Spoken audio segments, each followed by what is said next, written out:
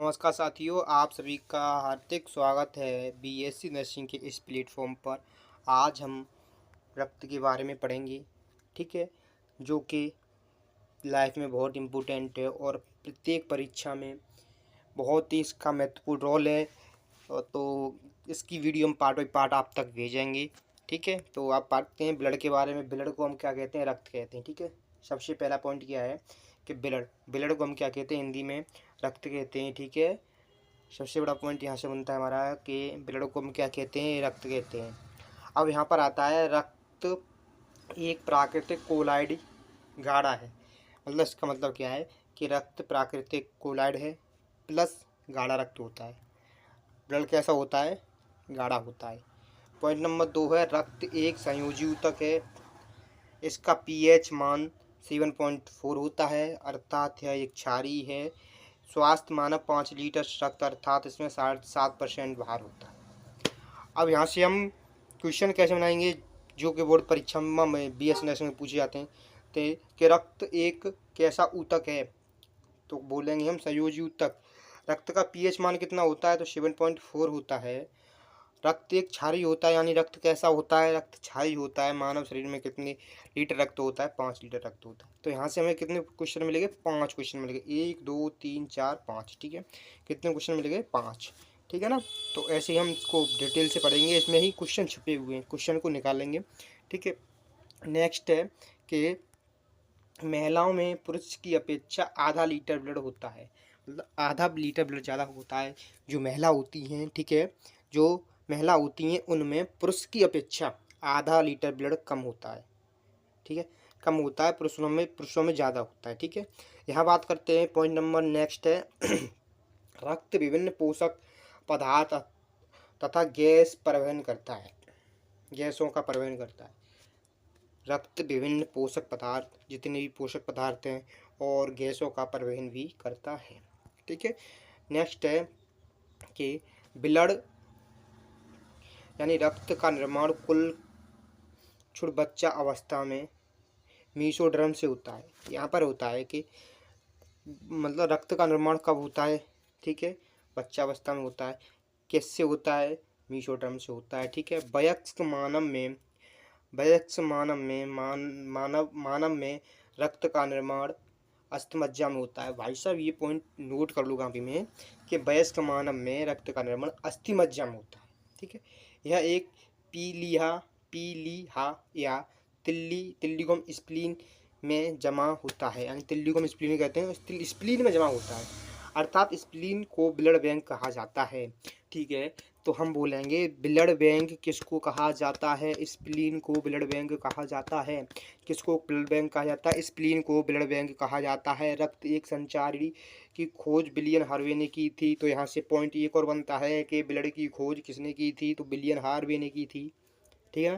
Blood की खोज किसने की थी? विलियम हार्वे ने की थी। तो आप यहाँ से पहले से अपनी कॉपी पर नोट करो, ठीक है। अपनी कॉपी पर इसको नोट करो, फिर इसमें से क्वेश्चन निकालो कहाँ से कौन सा क्वेश्चन बन रहा है, ठीक है। ऐसे करोगे तो आपको ये टॉपिक याद हो जाएगा और इसके ऑब्जेक्टिव भी याद हो जाएंगे, ठीक है। नेक्स्ट है हमारा ब्लड।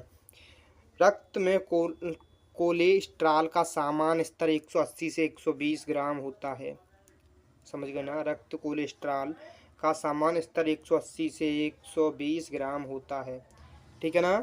नेक्स्ट है हमारा अब हम ब्लड के बारे में और डिटेल से पढ़ेंगे। देखो ब्लड, ठीक है, ब्लड को हम रक्त कहते हैं। रक्त दो प्रकार का होता है, प्लाज्मा और रक्त कण, जिसे हम रुधिराणु भी कहते हैं, ठीक है। प्लाज्मा में 55 से 60% प्लाज्मा होता है। ब्लड में 55 से 60% वो होता है हमारा प्लाज्मा होता है। उसके बाद 40 से 45% हमारे रक्त कण होते हैं, ठीक है ना। उसके बाद हम बात करते हैं कि हमारा प्लाज्मा में फाइब्रिनोजेन और प्रोथ्रोम्बिन पाया जाता है। उसके बाद हम बात करते हैं मोस्ट इम्पोर्टेंट टॉपिक कि जब हमारा WBC, RBC और प्लेटलेट्स, ठीक है, कहाँ होते हैं? देखो प्लाज्मा में नहीं होते, किस में होते हैं? हमारे रुधिराणु या रक्तकण, जिसे हम रुधिराणु को हम रक्तकण बोलते हैं, उसमें होते हैं, ठीक है। जो हमारा 40 से कितना होता है? 40 से हमारा कितना होता है? 40%, मतलब 45%, ठीक है। अब हम बात करते हैं कि जो हमारा RBC और डब्ल्यूबीसी और प्लेटलेट्स, ये हमारे 3 भागों में होता है। जो रुधिराणु होते हैं वो हमारे 3 प्रकार के होते हैं, आरबीसी, डब्ल्यूबीसी और प्लेटलेट्स। आरबीसी को हम कहते हैं एरिथ्रोसाइट, और इसको हम कहते हैं लिंकोसाइट, और इसको हम कहते हैं थ्रम्बोसाइट। ठीक है, थ्रम्बोसाइट भी कहते हैं। समझ में आ गया? नहीं समझ में आए हो तो आप मेरे को दोबारा बता सकते हो, मैं दोबारा से इसकी वीडियो बना सकता हूँ। ठीक है, और जहाँ भी इसके भी नोट्स चाहिए आपको ये वाले, तो आप मुझे मैसेज कर सकते हो, मैं आपको ये नोट्स दे सकता हूँ बिल्कुल फ्री में। ठीक है, बिल्कुल फ्री में मैं आपको नोट्स ये प्रोवाइड कर सकता हूँ। आप मेरे कमेंट बॉक्स में बता दो कि मुझे ये सारे नोट्स चाहिए। ठीक है, अब हम बात करते हैं ब्लड। ठीक है, किसके बारे में बात करेंगे? ब्लड के बारे में बात करेंगे। ब्लड के बारे में करेंगे, रक्त प्लाज्मा। ब्लड है, ब्लड के बारे में तो चर्चा चल रही है।